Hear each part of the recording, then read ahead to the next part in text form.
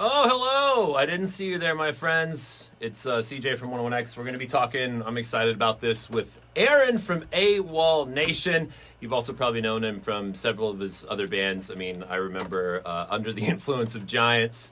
Anyhow, obviously, the 101X concert series with AWOLNATION, my canary in the coal mine, was canceled, but that's okay.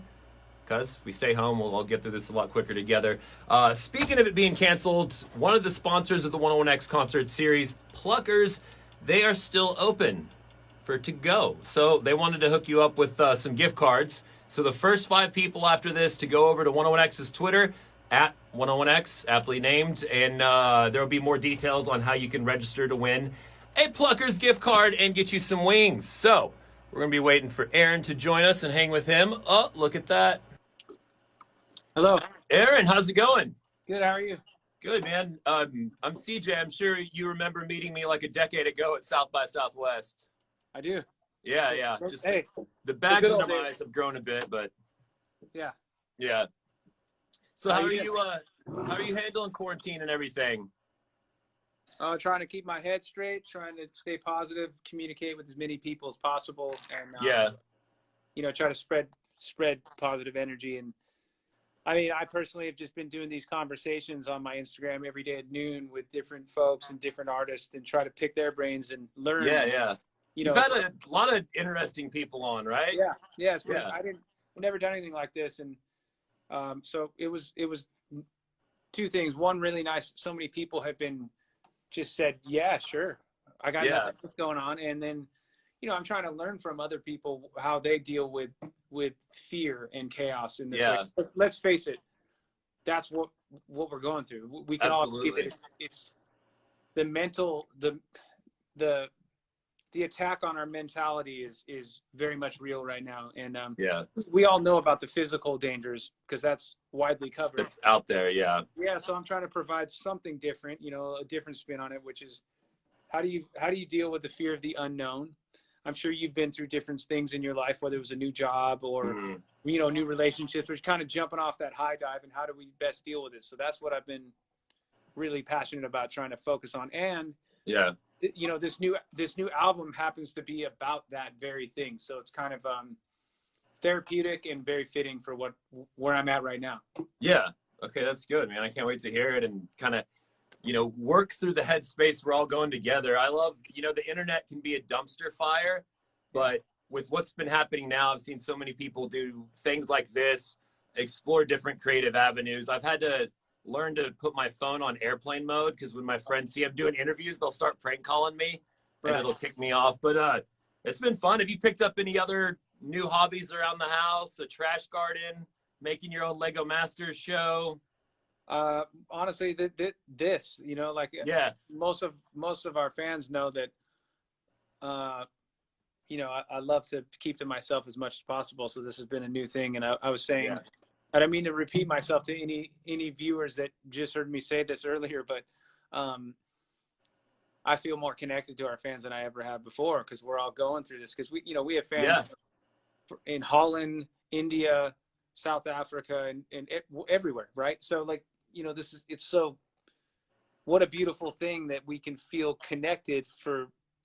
Sometimes there's good that rides in on the shoulders of evil, and I know that's sort of an epic old saying that all our parents have said to us, but it feels real true right now. And I'm seeing, after all the terrible things that are happening, I'm also seeing some positivity that I've never seen before. Yeah.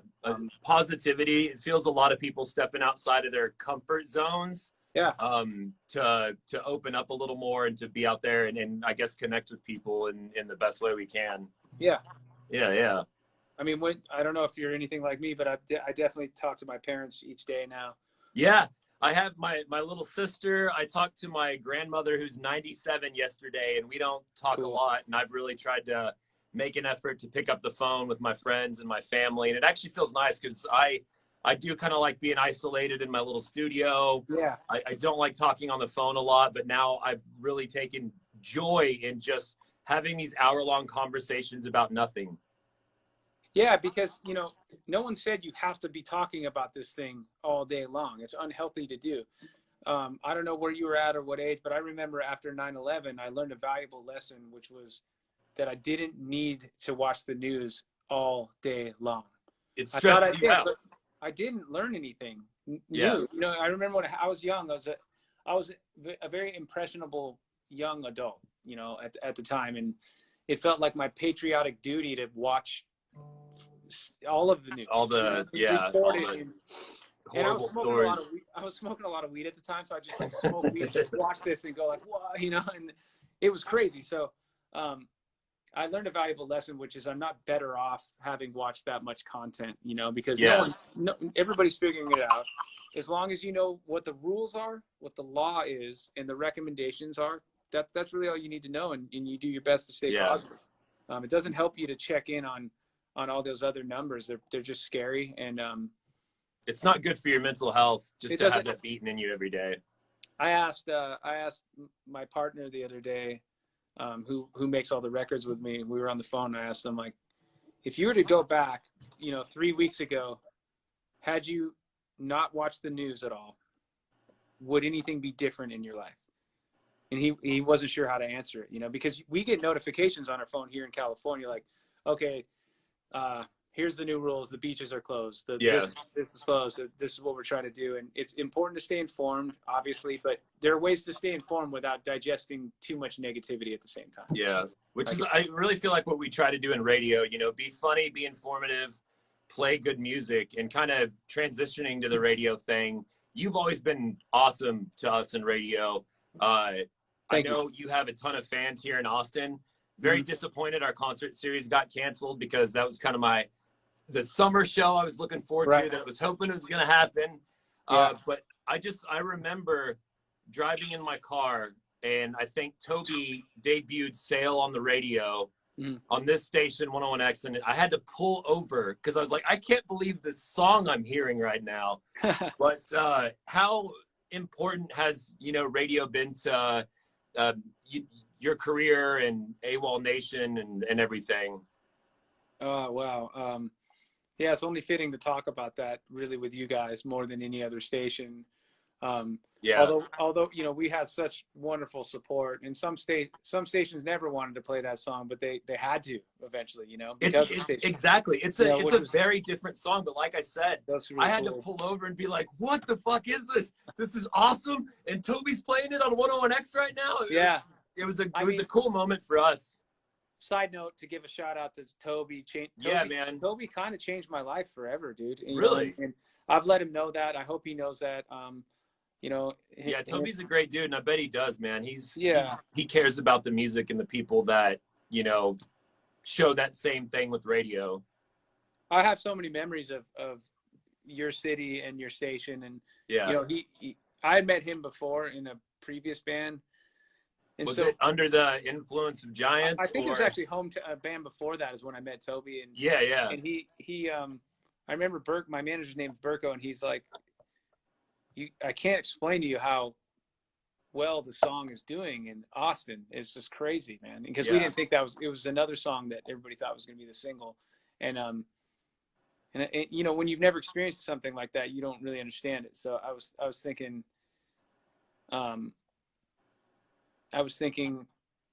like, wow, this is unimaginable. And then we went to play that show at the small room in like Stubbs. What is it called? Yeah. What is it called at Stubbs? Like the small room. Oh yeah, the indoor. It's kind of like the downstairs indoor one, because you have the outdoor amphitheater and then the indoor. Right. So you know, we played. We showed up to that show, and I remember Toby going like, "You don't seem very excited about this," but I didn't know. I didn't understand the hype. Yeah, I didn't understand it because I didn't experience anything like that. So I'm looking at it going, okay, we're just playing this show. And I guess it's, you know, and there was a local band opening for us. So I figured, and there was a line they had to turn, you know, what is the capacity there? Like 300, 400, something like that? Yeah, it's not a lot. So anyways, I was like, I remember looking at the line going, there's no way that all these people are here for me, you know, because I've never experienced that. And they turned away 400 people at the door. So if you do the Jeez. math, you're talking about 800 people. And I only really had known failure before this. And so, different degrees of local shows that were cool here in Hollywood and stuff, but nothing like that, and basically, I checked out the opening band, and the crowd seemed to know them. I'm like, everybody's going to leave. Dang it, everybody's going to leave. What are we doing here? And then it went crazy, and everybody knew every word, and I'll never forget it. And that's awesome. How did that, I mean, I don't want to stick too long on the past, but you've seen it with so many different like people that I meet in radio, actors, musicians, comedians. If I recall, like Sail was not just the biggest rock song of the year, but it feels like it was a huge pop crossover. How was that, riding up on the precipice of the roller coaster, and then all of a sudden it's like, boom, everyone, AWOLNATION's a household name. Well, weirdly, like I've never been interested in being too known as the person I am, but so I didn't. There were a lot of little like forks in the road along the way where, one route could have been what is considered fame, in a lot of ways. Yeah. And the other route was keeping my head down and just letting the song stand for itself. Yeah. And so weirdly, I wasn't very, I always knew how well the song did and that whole record as a result. And then how well the song still does today is the really crazy thing, it continues to be relevant. And I hear how much it's influenced other music too. And that's like, that's awesome. It's I really think weird. that was 2011, and it sounds like something that even in 2020 is like, that's a different sound. Yeah, it was really weird, and the song came really naturally, and most people have heard me talk about this song, obviously, but it's appropriate to talk about with you because it started there, Yeah. And it was just, and Toby's like, you don't understand, like I've never seen a reaction like this. Yeah. And, it'd be interesting to talk to him now or anyone from your station and wonder if you've seen anything like that since, because there's been instances here and there, but that's definitely one of the ones that, because I'd worked here before, but I just started doing a weekend shift on air then. So I remember that time very much because I just, again, started. So it was interesting. Yeah. Yeah. When I chat with Toby, I'll have to go back through all this. Yeah, for sure. So tell me about the new album. Let's pivot to what we have coming up in the future. Okay, so this new record's called Angel Miners and the Lightning Riders, and as I've again, I don't mean to repeat myself to anyone who already heard me say this, but I wrote the record after losing my studio to the Woolsey fires, and everything burned on my property except my house. So I'm very grateful. Oh man, I'm glad you didn't lose the house. Yeah, totally. That would have been 100 times harder to deal with. Yeah. So I wrote the record as a healing exercise to everything that had come through our hometown. And there was also this terrible shooting a couple of days before the fire here in my local, like where I grew up around Thousand Oaks. It was a really weird, heavy time. It felt like the world was upside down. Yeah. So when I came back, I had to, since my studio was in ashes on the ground, literally, like, everything was gone. I had to move into, I had to creatively figure out a way to record songs in my house. And truth be told, it was comfortable for me because I made so many songs in a bedroom or in some sort of less desirable circumstance. Like I made a lot of the music in the beginning. So I felt pretty comfortable doing it that way. And it was almost inspiring in a way because I knew it was going to sound different. And I knew I had a certain kind of the limitations of not having a nice studio and all this gear was also liberating in some ways and changed my way of thinking because I couldn't say, all right, hold on, let me go play a beat real quick or in the studio room or go play any of this gear. I was very limited. So it almost made me shoot for the stars, so to speak, more on, how I wanted to sound. And I wanted it to be an album that was for everyone and something bigger than me as a person.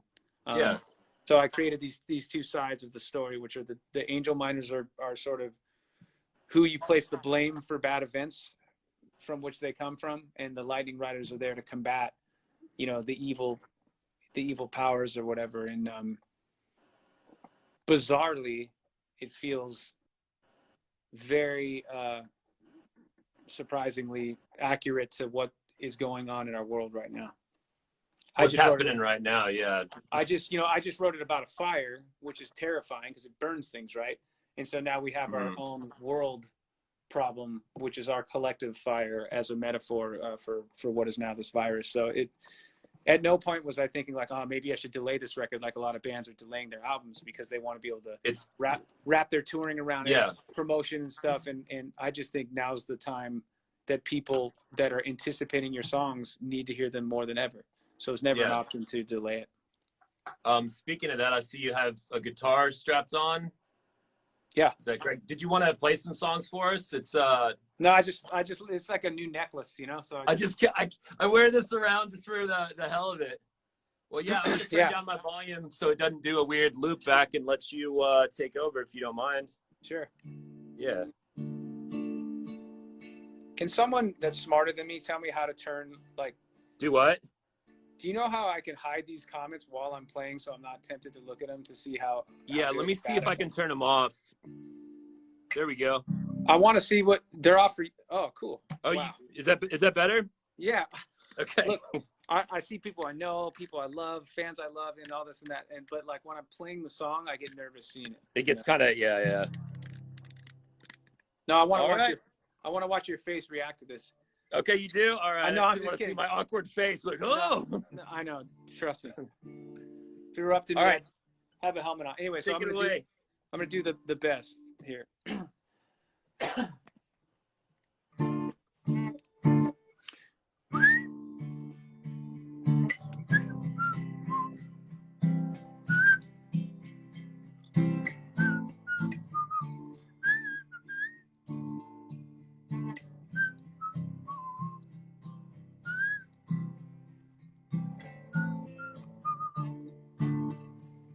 I'm hardly perfect, I'm barely good, just shy of patience.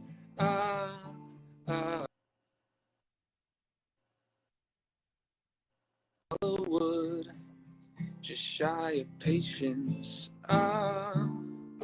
Me, I wanna walk a little bit taller. Oh, me, I wanna feel a little bit stronger. Oh, me, I wanna think a little bit smarter. Said I just wanna be the best. Me, I wanna walk a little. Yeah, we just froze there for a second, but it's back.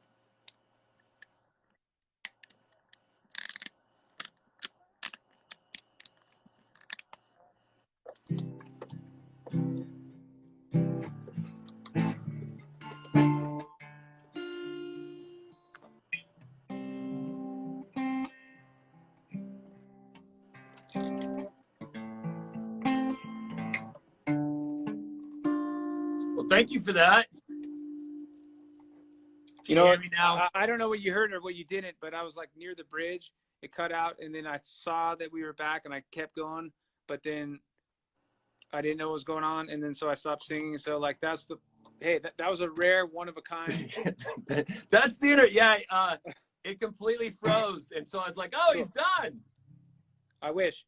No, I kept going, and it was embarrassing, but it's all good. How do I turn the comments back on so we can see? I'm sorry. I'll turn them on now so they can be like, "Stupid radio DJ." Yeah. So the whole point is, man, you missed it because I sang so good at the end there. It was really cool. It was incredible, and I ruined it.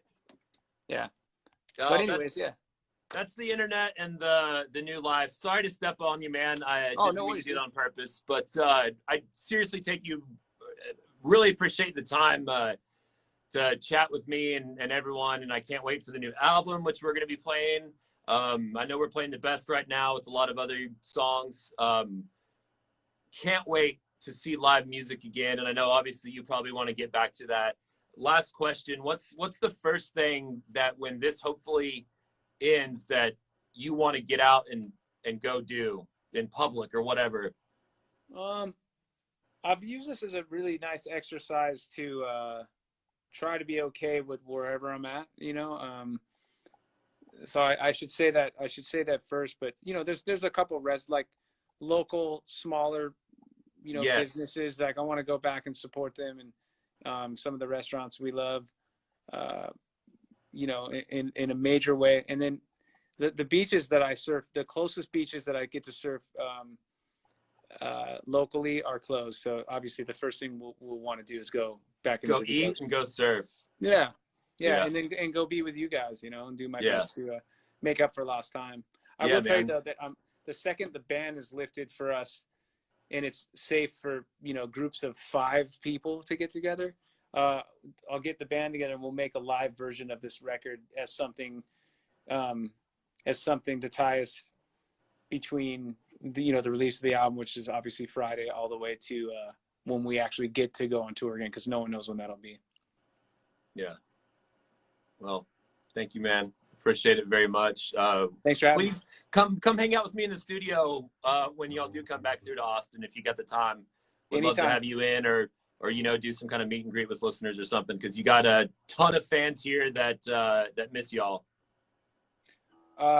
Shout out to Toby and you guys in Austin for changing my life forever, and I'll never forget it. So, you know, anytime a tour comes together or some event happens that we're doing in Austin, I always feel, you know, incredibly appreciative and excited. Yeah, same. Well, we appreciate the creativity and the music and everything that you're putting out there. So, you know, it's awesome to have artists still humble and going at it, and you know, still wanting to hang with us radio goofs. I promise when you're performing live down in Austin, I won't interrupt it right in the middle. Oh, it's okay, man. It's okay.